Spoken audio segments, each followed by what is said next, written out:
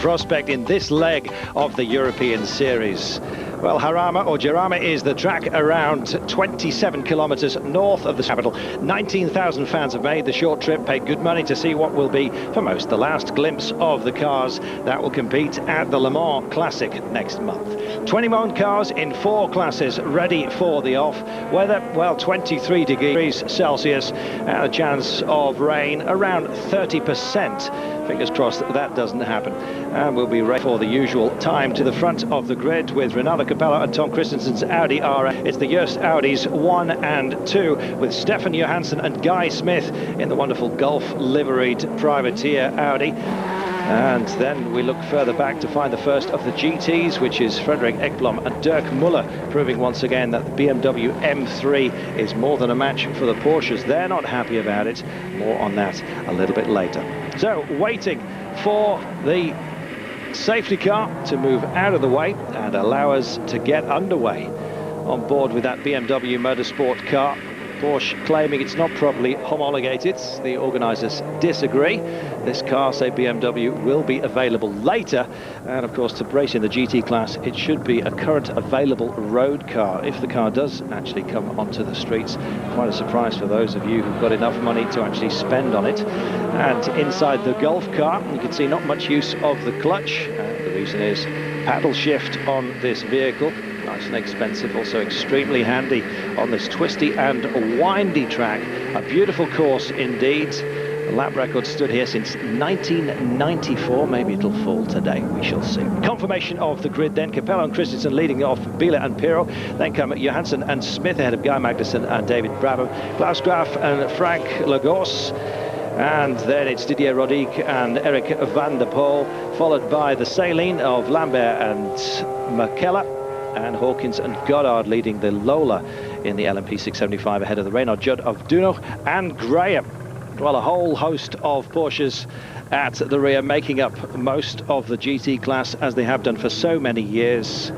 And we're looking for a good start, and the safety car is underway. We've gone to green and we are racing in Jarama, and a great start as you'd expect from the Audis, the most powerful cars in the class, some say the best vehicles in the world. Heading down to the first corner, and the number 1 Audi is taking it decently. No, he's not, he's drifted wide, and the Golf car has nudged him, and through goes the Panos, and all of a sudden it's gone terribly wrong for the number 1 of Ronaldo Capello.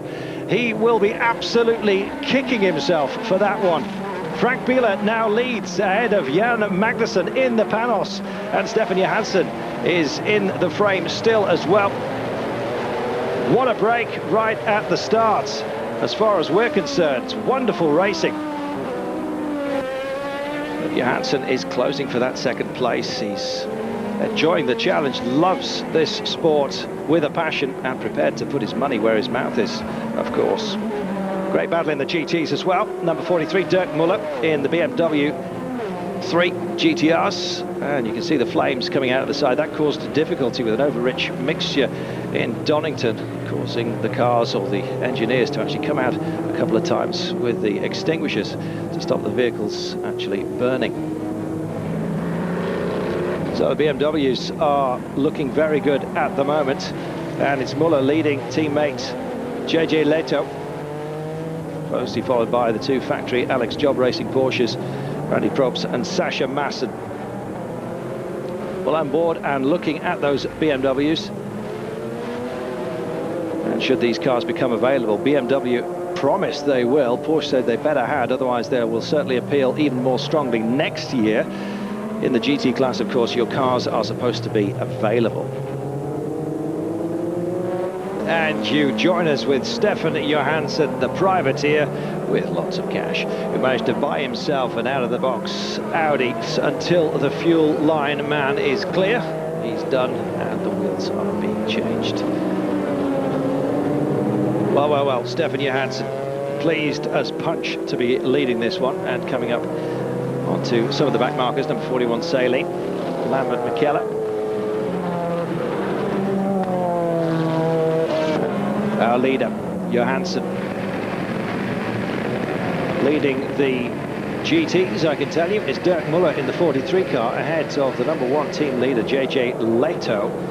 And practice problems for Leto meant that he had difficulty with setup, but it's setup that is exactly the thing that Stefan Johansson has got right, thankfully, at long last. He was handed the keys and the car at the beginning of the season and then had to find out all about it, and spent the last couple of rounds, of course, Sebring in the United States, which is the European Le Mans Series opener, and then Donington Park, getting the car tweaked, and he seems to have found the balance absolutely perfectly. Probably had the best shot of it. We saw at Donington Park that when Johansson came in, his team not quite as slick as the works team as you'd expect. Oh, will they ever learn?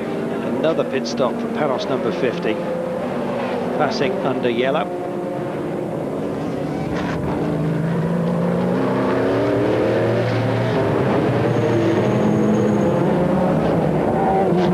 Almost as much as Stefan Johansson paid for this vehicle. Well, Stefan Johansson, of course, is ably assisted by Guy Smith, the boy from Hull in England. Guy Smith was a question mark as to whether he was just holding back, not wanting to be the first to dint the new car. Indeed, thankfully, Stefan Johansson did the courtesy of doing just that first, and it meant that Guy now can really throw the hammer down, knowing that should he bend the car, at least he wasn't the first to ruin the boss's new toy. Looking through the positions, it's Johansson ahead of Capello, then comes Pirro, De Rodic in the 675, leading Goddard in that class, heading the GTS, Michela, Celia. Michela, of course, on the way out, so Celia will have moved up. Dirk Muller in the BMs, ahead of Leto. The Panos of Magnussen now down in the 12th place. Poor old Graf, with his remodelled front-end suspension, is currently 20th. Sad, indeed. In the meantime, Johansson is trying to put as much space between himself and that vehicle as he possibly can. Muller, Leto, Maassen and Probst, they are your top 10 for the time being.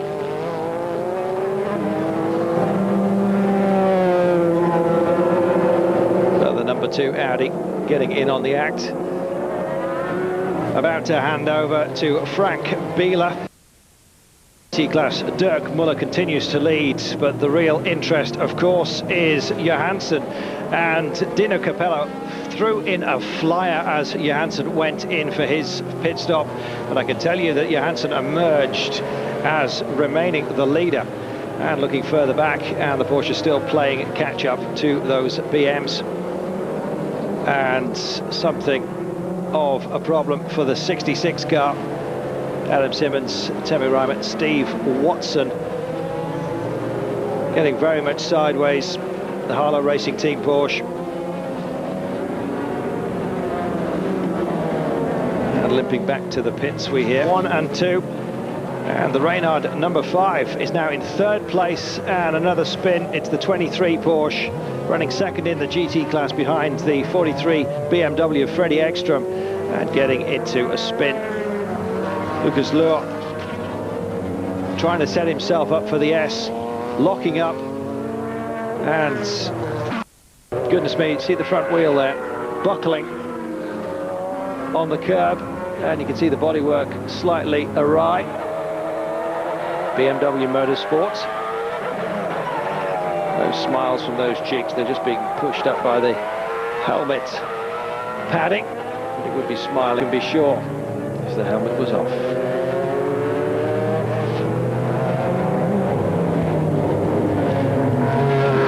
Well, further behind, the number 5 car. It does look great, doesn't it? You can almost do the shopping in that vehicle with pride. Being passed. Now the traffic moving over for the big boy. Tom Christensen then in the number 1 car, and finding his path between Ekblom and Eric van der Poel in that number 5.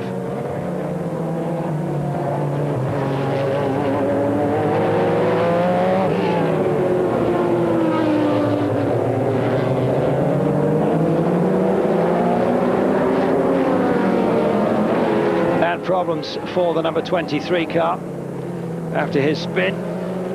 That's front suspension broken, just as we thought, after the smack against the curving. Meanwhile, it's party time for BMW.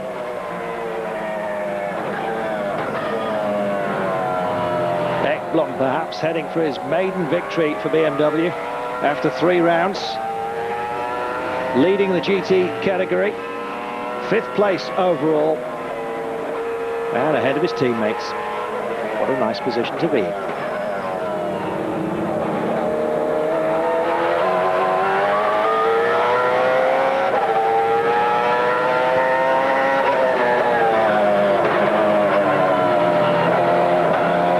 Well, if you ever do get a chance to buy a BMW V8, good luck to you. It looks very twitchy, but a fabulous vehicle. Biela, Christensen, Van der Poel, Smith and Saldana leading now, and on 69 laps it's Ekblom, Dirk Muller, Collard, Leur and Brun. Biela is pitting for fuel, I can tell you, which means that number 1 Christensen is heading for another victory apparently.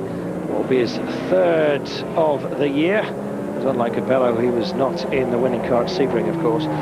The Audi team have now not been beaten, should they go on to win, since the wet in Nürburgring almost a year ago. Well, far from being disheartening for the rest of the pack. They all like to see the big money and the big names in. As well they might. It's great for the sport to see such vehicles on display, and you can bet that they will be challenging way up there when we go to Le Mans. Stay with us, we'll be back in just a few moments. It's a short break.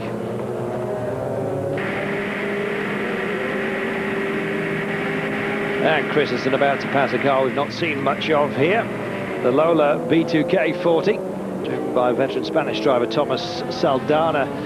Car 2nd place in the 675 class, but over 10 laps behind. And Ekblom still leads in the GT class with that nifty little V8 BMW. Leading from his teammates in the 42 car, driven by Jörg Muller. Now 15 seconds between those two vehicles. 22 Porsche with Collard now driving further behind.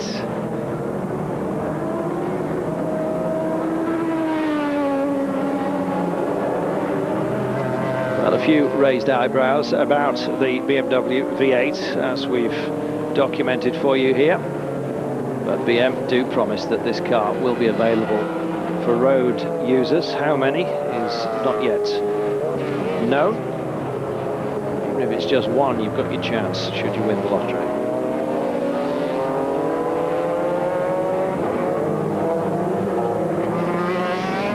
A wonderful track, and it's the 60 car, Robin Little, and a broken drive shaft. Laps down, the Reynard Judd 6 laps adrift. Leading in the GTs, Freddie Ekblom, maiden victory for BMW. And they will finish 5 and 6 overall, winning that GT class ahead of the Porsche of Randy Probst and Emmanuel Collard, bringing them in. And as for the GTS, well, it's Franz Conrad and the Saleen S7R. So hands waving all round. And even from the 52 car, 6 in the GT class. Well, let him have his celebrations at least.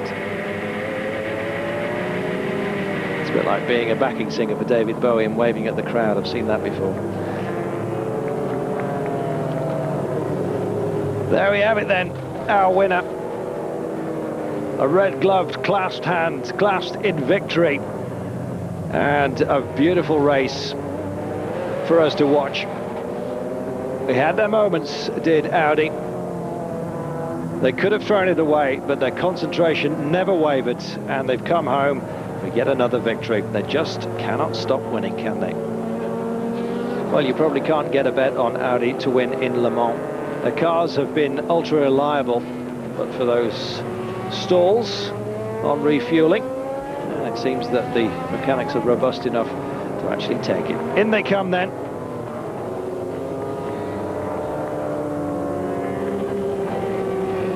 And ready for the warmest of welcomes. The officials will be checking these vehicles, of course, scrutineering, but they've been clean as a whistle to now.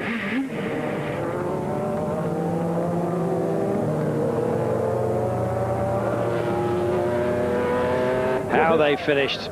Tom Christensen, after 114 laps when the flag was thrown, taking it ahead of Frank Bieler's car. And then Eric van der Poel also on the podium in the LMP 675. The GT is taken by Frederik Ekblom and the GTS by Frans Conrad. And our thoughts, of course, with the Panos team and, of course, with Stefan Johansson, who failed to make it to the podium after leading for so long in this race and looking like a privateer who was going to get the better of the big boys.